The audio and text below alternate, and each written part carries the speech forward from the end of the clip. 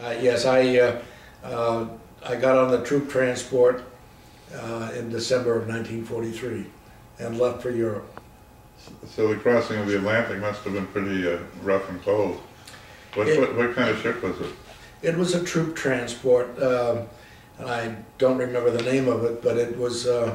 It probably had upwards of 10,000 people on it, which meant that things were very crowded.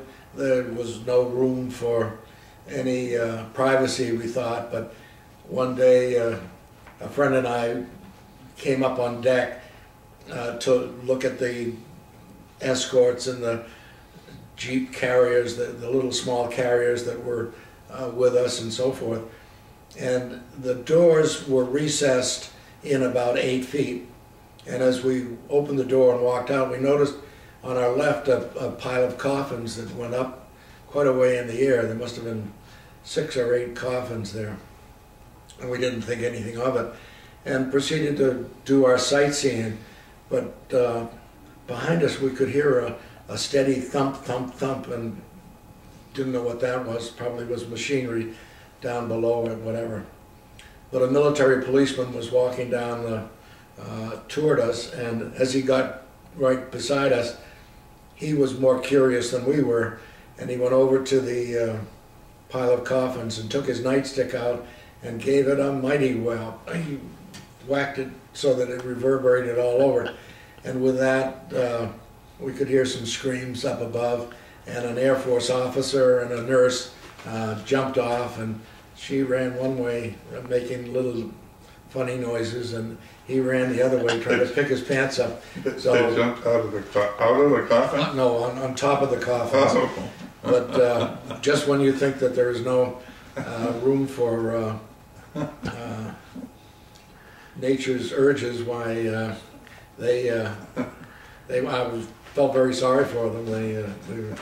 But anyway, we landed in Liverpool, and we got our first taste of the war, because there were sunken ships and burned out buildings and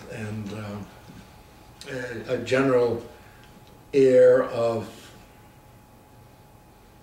wartime, I guess is the best way to put it. It was What was the weather like when you landed in England?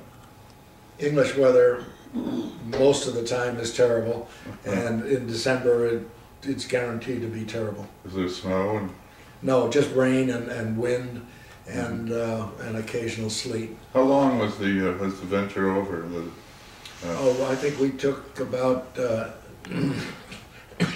excuse me, about 8 days. Okay. Now, is this sort of a staging area for no, just the invasion? No. Liverpool.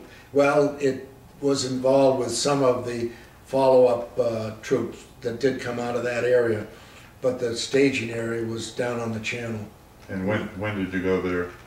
Oh, I arrived in Launceston, England, down in Cornwall, in the south western end of England, in January, and we trained from January through about the end of May of 1944. That was a long training period. What was involved in the training? Oh, a lot of exercise. We were out on the moors a great deal, and we were learning how to follow artillery fire, and they would send troops across and bring artillery fire within 100 yards of us as we advanced. There was overhead machine gun fire, mortars. This live fire? Yeah, live fire. On one occasion, as a matter of fact, and it happened with one of the mortars in my company, Company H of the 115th Infantry Regiment.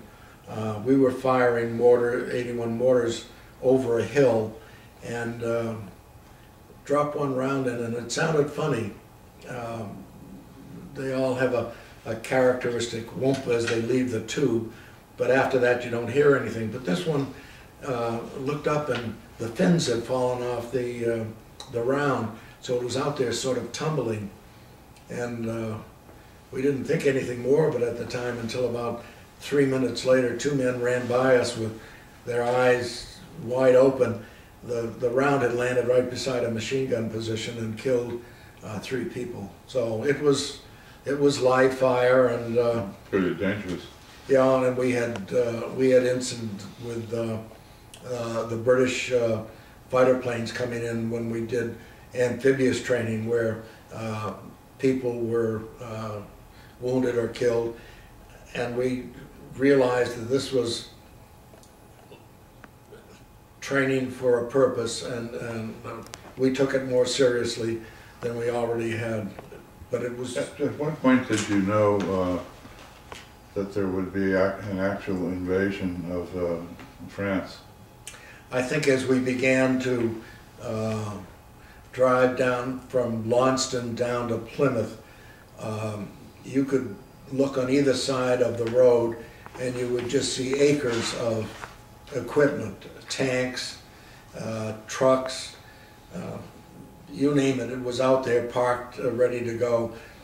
So it was obvious that we were gearing up for the invasion, and we talked about it as much as we could, because we didn't have all that much information to go by. But that went on until we got down into an isolation area where we were kept inside of it and couldn't get out. And one day we were called into a great big tent, and the battalion commander, Colonel Warfield, briefed us on what was coming, and he had a model there, and he said, "This is Omaha Beach, where you're going to be landing, and we're going to be landing in this sector, and the Navy is going to support us," and all that sort of thing. So that's when we first knew for sure, officially, that the invasion was on. And since this briefing was about the 1st of June, we expected to embark and sail by the 5th of June. Mm-hmm. And that, of course, was postponed because of bad weather. That's when Eisenhower made his famous decision on the night of June 5th, with marginal weather being forecast, that we would go the next day. And we had gone out on the 5th of June, went out a little way, half an hour steaming, and came back because the waves were so bad.